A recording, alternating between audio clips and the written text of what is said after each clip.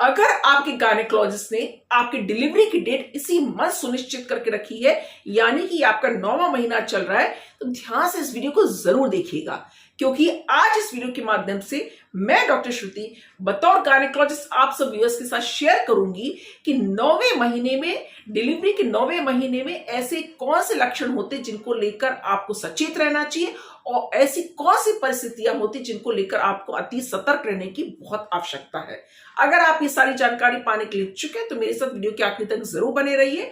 और जैसे कि मैं हमेशा आप सबको याद दिलाती हूँ, सबसे पहले ध्यान से इस वीडियो को लाइक कर दीजिए और विश्वसनीय मेडिकल जानकारी अगर आप एक डॉक्टर के माध्यम से प्राप्त करने के लिए इच्छुक हैं तो ध्यान से इस चैनल डॉक्टर श्रुति कॉर्नर को सब्सक्राइब करने का विचार भी करिएगा।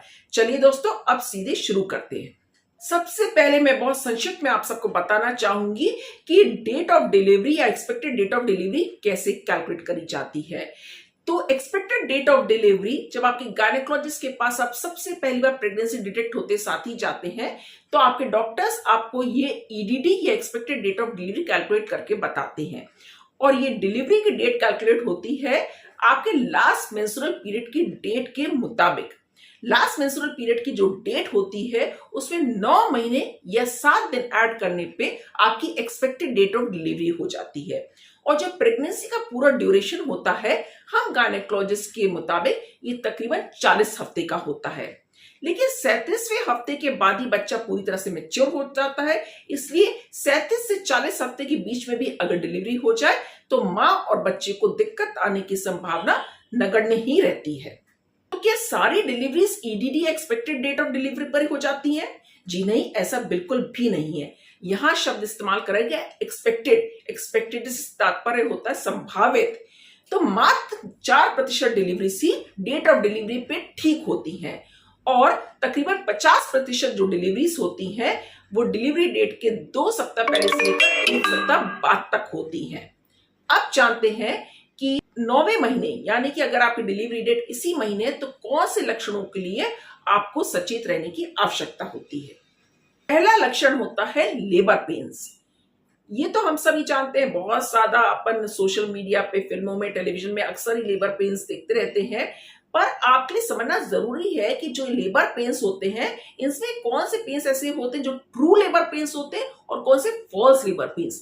जी हाँ, लेबर पेन्स फॉल्स भी हो सकते हैं क्योंकि प्रेगनेंसी के आखिरी के महीनों में नीचे की तरफ आपके लिगामेंट्स या मांसपेशियां जो होती हैं, जो टिश्यूज होते हैं, वो सब खिंचने लगते हैं, जिसके चलते आपको बीच बीच में दर्द उठ सकता है। लेकिन ये जो दर्द होता है ये अगर आप कोई दवाई ले लें या कोई रेस्ट कर लें तो ये दर्द यूं ही खत्म भी हो जाता है। ये होते हैं फॉल्स लेबर पेन्स।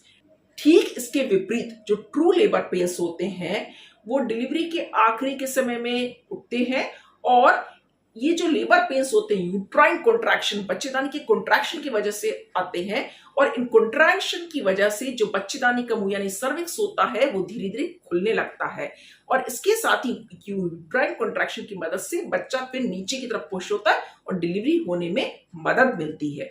तो कैसे होते हैं आखिर ट्रू लेबर पेन्स? ये जो ट्रू लेबर पेन्स होते हैं इनकी शुरुआत पीठ के निचले हिस्से से होकर पेट के सामने की तरफ और फिर जांघों में अंदर की तरफ जाती है। ये लेबर पेन्स समय के साथ साथ इनकी इंटेंसिटी और फ्रीक्वेंसी यानी कि इनकी तीव्रता और गति बढ़ती जाती है। पहले अगर ये लेबर पेन्स आपको हर 25 से 30 मिनट में आ रहे थे और मात्र 10 से 15 सेकंड के लिए थे, तो आप देखेंगे कि कुछ समय, कुछ पल बीतने के बाद ये जो लेबर पेन्स हैं ये फिर अब हर 10-15 मिनट में आने लगे हैं और ये 20 से लेकर 30 सेकंड रहने लगे हैं। और उसके कुछ घंटे बीतेंगे तो आप देखेंगे कि जो लेबर पेन्स हैं ये हर 5 मिनट में आने लगे हैं और तकरीबन 30 से लेकर 45 सेकंड तक रहने लगे हैं। और इसके साथ ही जब भी ये ट्रू लेबर पेन्स आते हैं तो आपका पेट कड़ा हो जाता है। जहां एक तरफ फॉल्स लेबर पेन्स होने पर अगर आप कुछ दवाई ले लें या फिर आप रेस्ट कर लें तो पेन सबसाइड हो जाता है, वहीं ट्रू लेबर पेन्स में आप इतनी ज्यादा बेचैन, इतनी अनकंफर्टेबल हो जाती हैं कि आप घर में बैठकर नहीं रह सकती और आपको अस्पताल जाने की आवश्यकता ही पड़ जाती है। लेकिन लेबर पेन्स होने पर बहुत ज्यादा देर तक घर में इंतजार नहीं करिए और गायनेकोलॉजिस्ट से जरूर संपर्क कर लीजिए। दूसरा लक्षण होता है शो या ब्लड मिक्स्ड डिस्चार्ज। जैसे कि अभी अभी मैंने बताया था कि लेबर पेन्स आने पर, यूट्राइन कॉन्ट्रैक्शन होने पर बच्चेदानी का मुंह या सर्विक्स धीरे धीरे खुलने लगता है।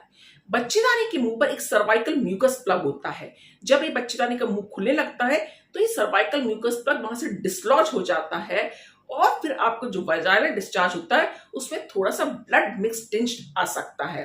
अक्सर ये लेबर पेन्स उठने के बाद होता है, लेकिन कभी कभी लेबर पेन्स के साथ साथ भी आ सकता है या उसके पहले भी आ सकता है। तो ये प्रिलिमिनरी यानी कि शुरुआती लक्षण होता है कि अब आपके ट्रू लेबर पेन्स शुरू हो गए हैं और डिलीवरी का समय नजदीक आ गया है। और लक्षण होता है लीकेज और rupture of bag of membranes. जी हाँ, जो आपका गर्भ शिशु हो उसके चारों तरफ एक पानी की थैली होती है जिसको कि एमनियोटिक फ्लूइड सैक कहते हैं। ये जो एमनियोटिक फ्लूइड होता है बच्चे को चारों तरफ से इसको प्रोटेक्शन कुशन प्रोवाइड करता है, बच्चे के लिए एक शॉक अब्सॉर्बर का काम करता है। इसके साथ ही बच्चे को पूरा पोषण या न्यूट्रिशन भी इसके माध्यम से मिलता रहता है। तो एमनियोटिक फ्लूइड के बहुत इंपॉर्टेंट फंक्शंस होते हैं और अक्सर ही जब यूट्राइन कॉन्ट्रैक्शन बढ़ते चले जाते हैं और बच्चेदानी का मुंह जब तकरीबन 5 से लेकर 6 से लेकर 7 सेंटीमीटर तक खुल जाता है तब ये बैग ऑफ मेम्ब्रेन रप्चर हो जाता है और तेज बहाव के साथ ये फ्लूइड फिर बाहर आ जाता है और इस तरीके से डिलीवरी के प्रोसेस में मदद मिलती है। लेकिन कभी कभी तो यूट्राइन कॉन्ट्रैक्शन शुरू होने के पहले ही ये बैग ऑफ वाटर रप्चर हो सकता है। अगर ये बैग ऑफ वाटर पहले ही रप्चर हो गया तो बच्चे को इंफेक्शन होने का खतरा होता है, आपके गर्भ शिशु को, और इसीलिए अगर आपकी लीकेज हो गया है तो घर में ना बैठे रहें और तुरंत ही डॉक्टर से जाकर मिल लें। कैसे डिफरेंशिएट करें कि जो लीकेज हो रहा है ये बैग ऑफ मेम्ब्रेन्स रप्चर होने की वजह से हुआ या यूरिन पास हो रही है। तो जो ये फ्लूइड होता है इसमें यूरिन जैसी स्मेल नहीं होती है, साथ ही साथ इस पर आपका कोई कंट्रोल नहीं होता। यानी कि एक तरफ तो जहां आप अपनी यूरिन को कंट्रोल कर सकती हैं वहीं दूसरी तरफ लीकेज होने पर फ्लूइड का बहाव लगातार बना रहता है पर आपका कोई कंट्रोल नहीं रहता है। तो अभी तक तो हमने समझे कि 9वें महीने में आपको किन 3 लक्षणों के लिए आपको सतर्क रहना चाहिए। अब हम जानते हैं कौन सी ऐसी परिस्थितियां जिनके लिए भी आपको कॉशियस रहने की आवश्यकता होती है। पहला होता है ब्लीडिंग। जी हाँ, प्रेगनेंसी के किसी भी मंथ पे और आखिरी के समय में भी अगर आपको ब्लीडिंग होने लगे तो आपको बिना देर कर अपने डॉक्टर से मिलना चाहिए, क्योंकि ऐसी स्थिति बच्चे और मां दोनों के लिए जानलेवा भी सिद्ध हो सकती है। इसको कहा जाता है हमारी भाषा में एंटीपार्टम हेमरेज, यानी कि डिलीवरी के पहले जो ब्लीडिंग होने लगे। और दूसरी परिस्थिति हो सकती है डिक्रीज फीटल मूवमेंट्स। हम डॉक्टर्स अपने पेशेंट्स को समझाते हैं कि जब से आपको फीटल मूवमेंट आपको समझ में आने लगे तो ध्यान दीजिए कि 12 घंटे के इंटरवल पे बच्चे को कम से कम 10 बार जरूर घूमना चाहिए, भले ही हल्की सी हलचल हो। लेकिन प्रेगनेंसी के किसी भी समय में, विशेषकर डिलीवरी के समय के करीब, अगर आपको ऐसा महसूस हो रहा है कि बच्चा आपका कम घूम रहा है या बहुत देर तक नहीं घूमा है, तो ऐसी परिस्थिति में आपको तुरंत ही अस्पताल जाकर अपने डॉक्टर से संपर्क करना चाहिए। तो आज इस वीडियो के माध्यम से हमने जाने समझे कि प्रेगनेंसी के डिलीवरी के 9वें महीने में ऐसे कौन से लक्षण होते हैं जिनके लिए आपको सचेत और सतर्क रहने की आवश्यकता होती है। साथ ही वो 2 परिस्थितियां भी डिस्कस करी जिनके लिए आपको बहुत कॉशियस रहने की आवश्यकता, क्योंकि ये वार्निंग साइंस हो सकते हैं। मुझे विश्वास है कि जानकारी आपके लिए महत्वपूर्ण होगी, इसलिए आपको ध्यान दिलाना चाहूंगी कि ध्यान से इस वीडियो को लाइक करिए। साथ ही कम से कम 5 से 10 परिचितों तक इस वीडियो को शेयर करके उनकी भी जागरूकता अवश्य बढ़ाएं। अगले कौन से टॉपिक्स पर आप चाहते हैं कि मैं वीडियो बनाऊं, वो नीचे कमेंट बॉक्स में मुझे जरूर मेंशन कर दीजिएगा। मेरी पूरी कोशिश रहेगी आपके ओपिनियन को ध्यान में रखने की। जल्दी मुलाकात होगी अगले वीडियो में, तब तक के लिए आप सब स्वस्थ रहिए, मस्त रहिए, खुश रहिए। Stay healthy and stay happy and bye bye for now. Will see you very soon. Bye.